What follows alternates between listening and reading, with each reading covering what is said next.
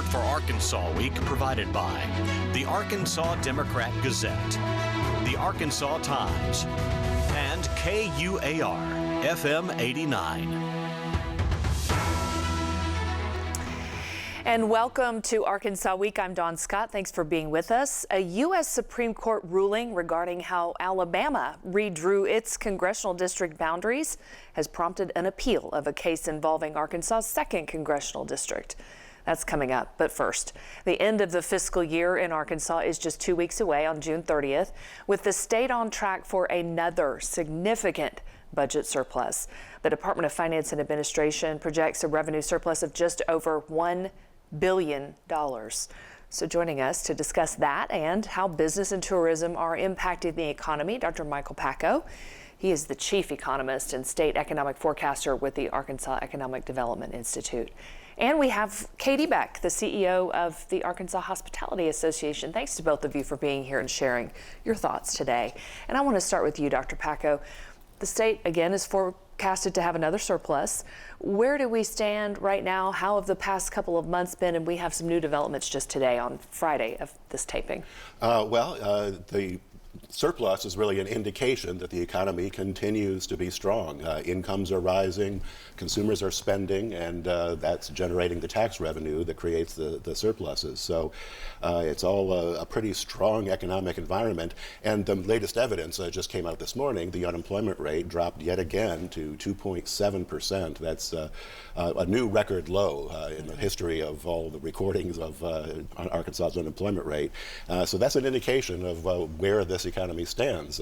Forecasters for a long time have been saying that the higher interest rates that the Fed is engineering to get rid of the inflation is going to slow down the economy and perhaps push us into recession, but we're really not seeing that, not yet anyway. And not in the state at all. And not really. In Arkansas, for sure. Yeah.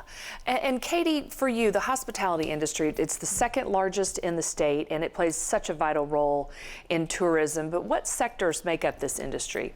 So within the hospitality industry and within the Arkansas Hospitality Association, we represent restaurants, hotels, lodging properties, and travel and tourism destinations. So all the things that make people's lives better here in Arkansas every single day.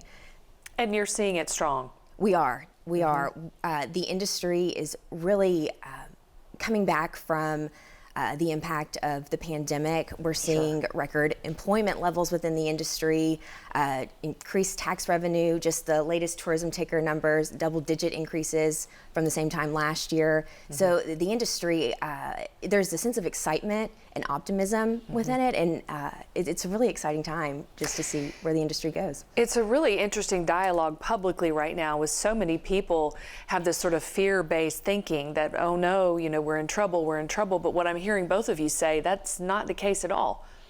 Yeah, that's right. The tourism industry is very important for Arkansas. I mean, just outdoor activities alone account for about 2.5% of our GDP.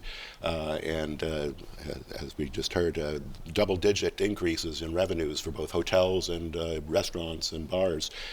So that's an indication, again, of that business is robust. And so along with the hospitality, what else are you seeing in terms of industries that are really doing well? Well, it's really across the board, and one of the things that's most remarkable about leisure and hospitality in general, and the tourism industry, is that it was so hard hit by the COVID pandemic, by the shutdowns. So to see it rebound so strongly is really encouraging. But really, it's across the board. We're seeing a lot of construction activity. Manufacturing is slowly rising, and related industries across the board, we're seeing growth, really no signs of weakness. Even in those sectors where you might expect to see some interest-sensitive weakness, it doesn't seem to be emerging, at least not significantly. So where is this thinking coming from, in your opinion, Dr. Pakko? Why is there this sort of fear that I was just kind of referring to? And I want to ask you that as well. Well, I think historical precedents that suggest that when we go through a period when the Fed is tightening policy to try to clamp down on inflation, that there is very likely a chance that the economy will slow down enough that we'll go into recession.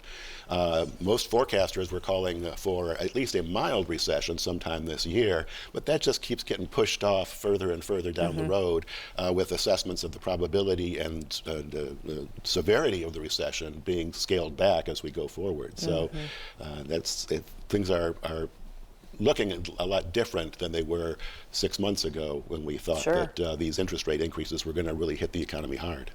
And you're not seeing it at all. Well, and we are with these record hospitality and tourism numbers throughout the state.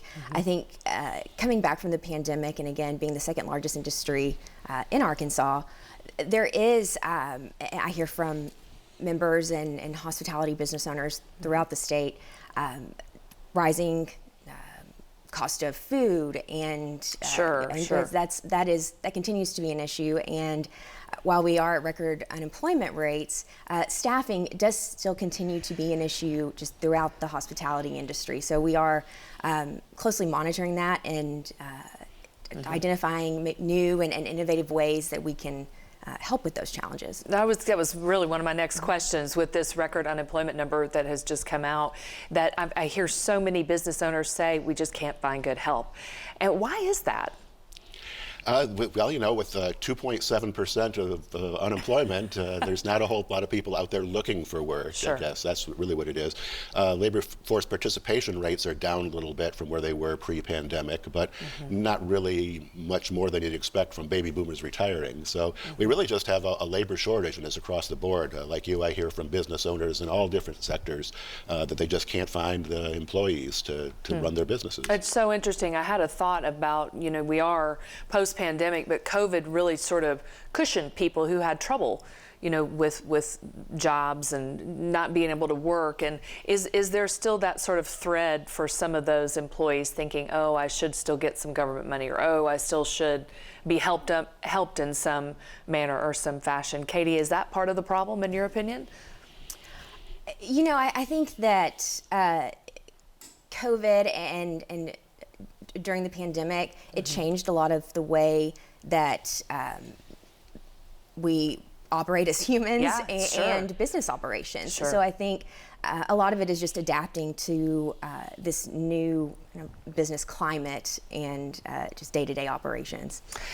You know, one of the things, Shannon Newton, she's the president of the Arkansas Trucking Association, and she noted recently that the U.S.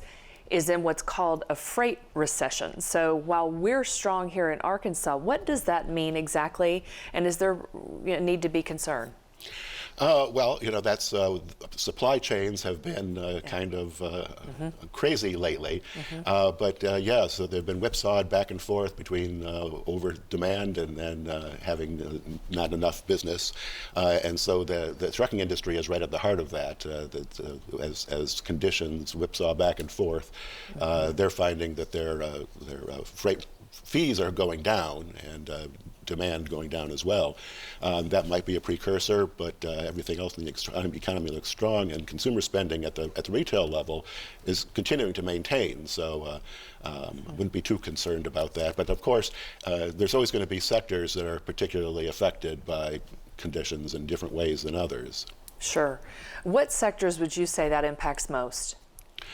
You know, the transportation sector has been through the ups and downs. The ones we'd expect to see having some difficulty are those that are interest sensitive. So real estate, durable goods sales, auto sales, and yet we're still not seeing the weakness that we might expect given the fact that we've had 10 interest rate increases over the past year and a half. But those are the sectors to keep an eye on where the weakness is likely to emerge.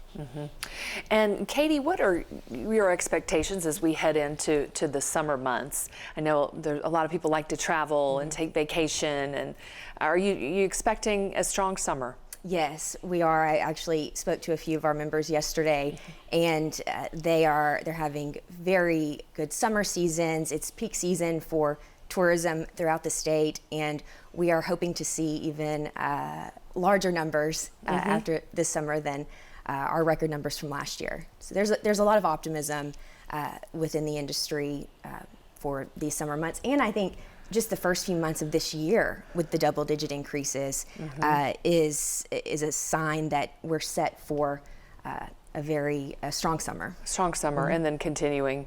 I mean, Arkansas is always strong in terms of tourism and our natural state. We have great weather, you know, all the way really through November almost. So, you know, that's such a good news to hear, I guess, is what I'm hearing you both say. And your predictions for 2024, Dr. Pakko? Well, I'm not completely dismissing the idea that there might still be an economic slowdown, weakness in the future. Maybe the third or fourth quarter, we'll see some slowdown.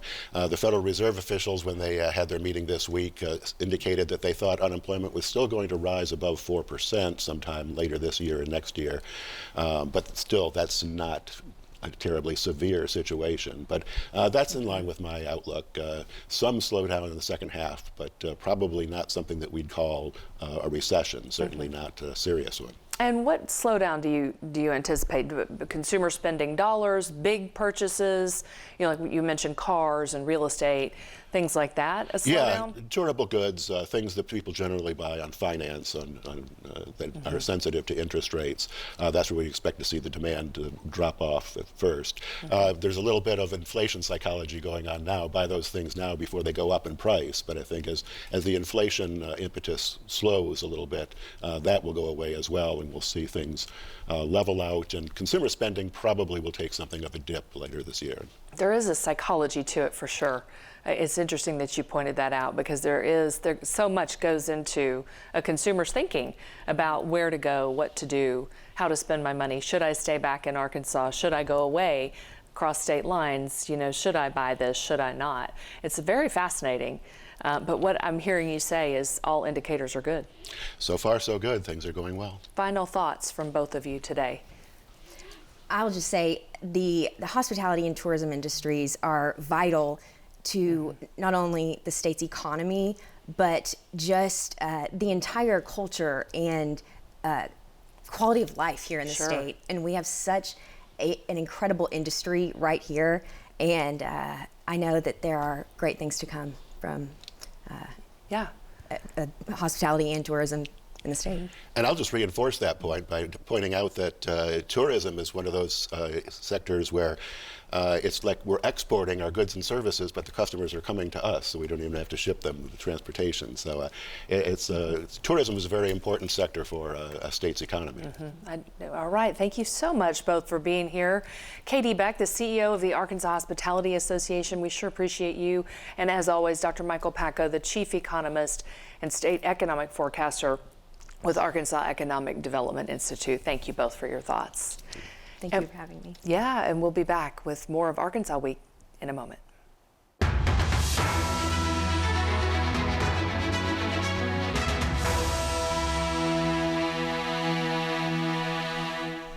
Welcome back. In the aftermath of a surprise Supreme Court ruling last week concerning how the state of Alabama drew its congressional district boundaries, plaintiffs in an Arkansas lawsuit challenging how the 2nd Congressional District was drawn are appealing their case.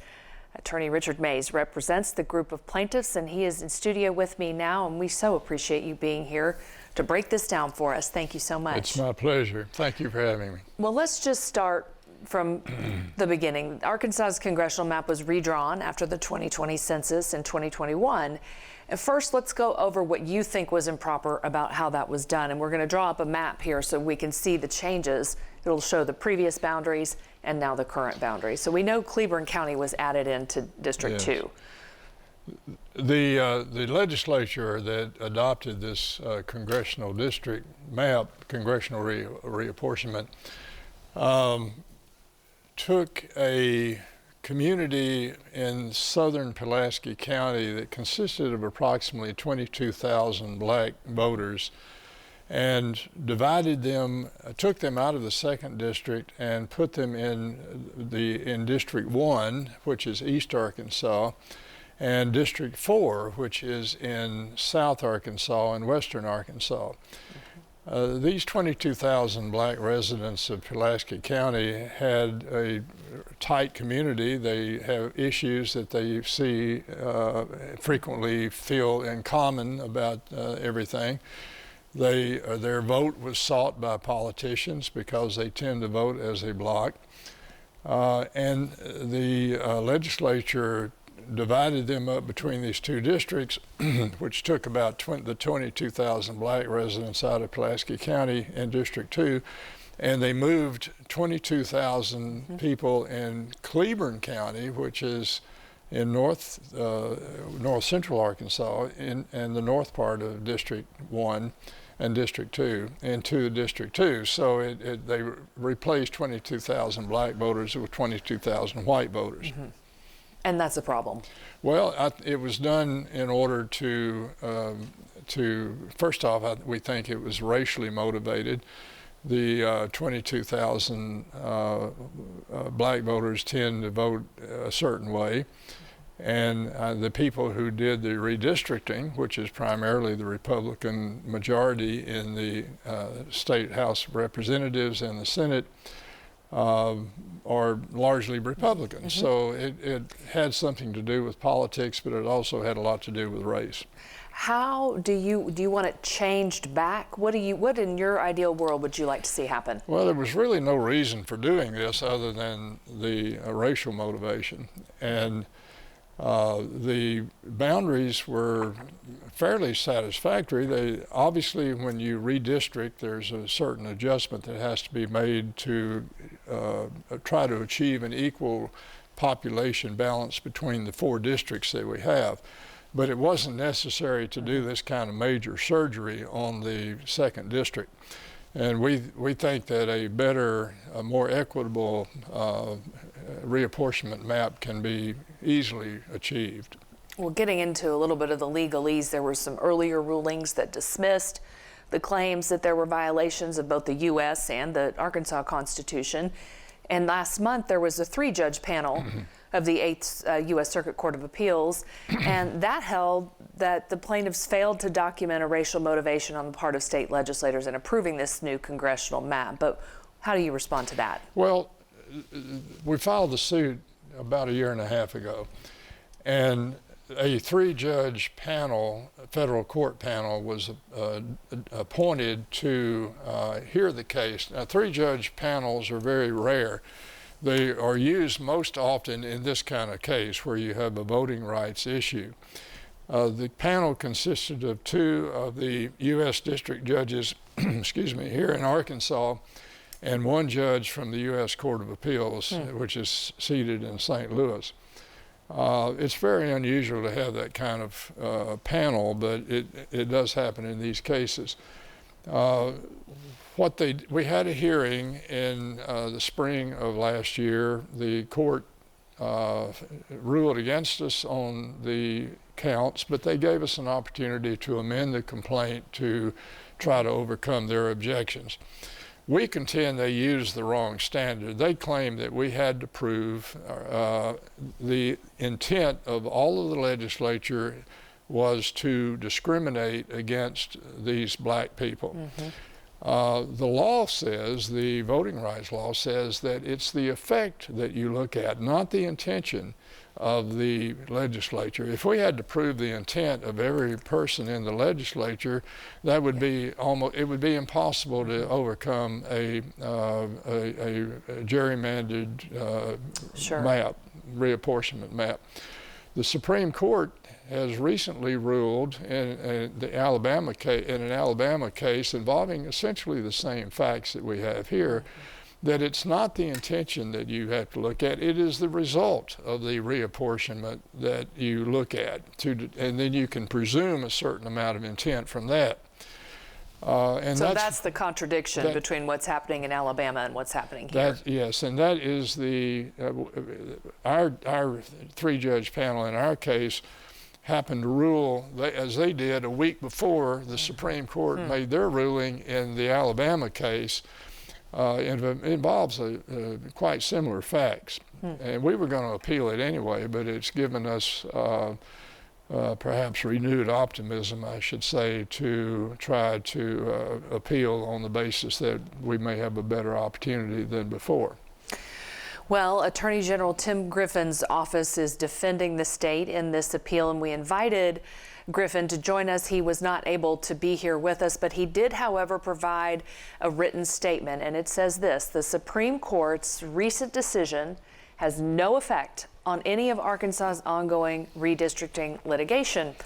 The Voting Rights Act claim in Simpson was dismissed months ago, and the remainder of the case was recently dismissed because the plaintiff failed to plausibly plead discrimination. Mr. Mays, how do you respond to that? I would say that I'm not surprised that the Attorney General has characterized it this way.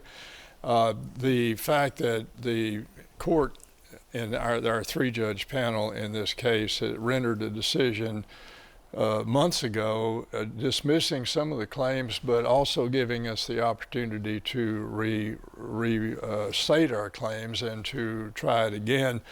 And they just dismissed it again this last week. So we are appealing that. The time is still right for the appeal. We did appeal it for Monday within time. So the fact that the statement doesn't really have any real bearing on this. I mean, it's something they usually put out to make it sound good from their perspective, but it doesn't change the facts that we have the right to appeal to the United States Supreme Court.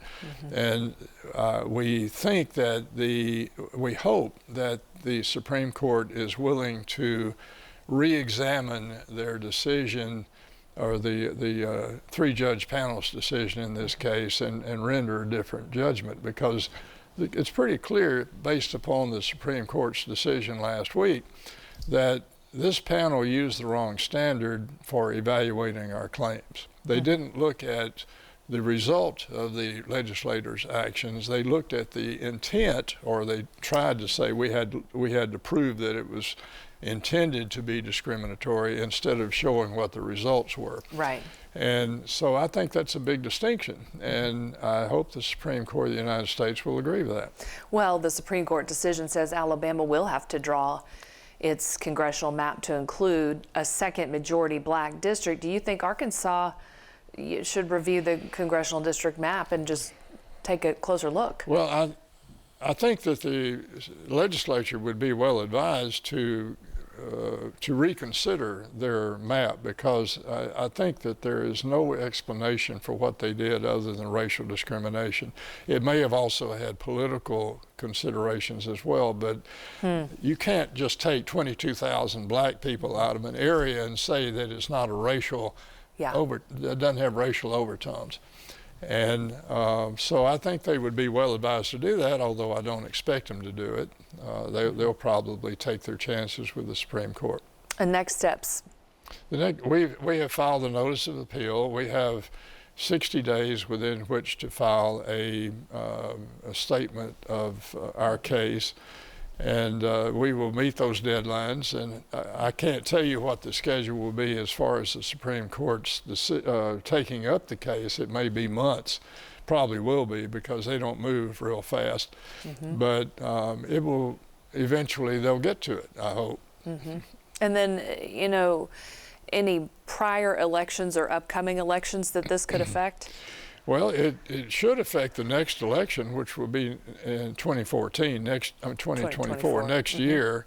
There's plenty of time for the Supreme Court to consider our appeal prior to that election.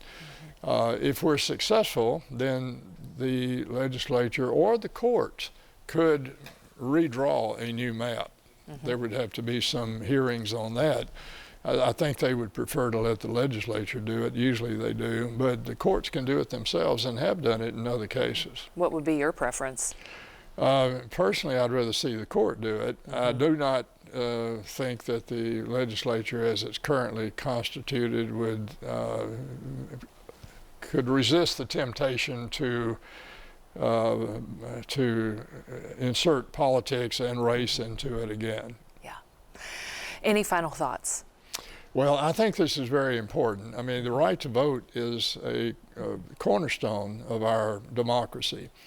And I think that these legislators and the political parties play games with this process. I think it's too serious to do that. We need to have a voting map that is fair to everybody and gives everybody as equal a vote as possible. Very important issue and a lot up in the air. Attorney Richard Mays, thank you for laying it all out for us today. Well, thank you, Dawn. I've enjoyed being here. Thank you. We appreciate you very much. And that does it for Arkansas Week. Thanks for being here. I'm Dawn Scott. See you next time.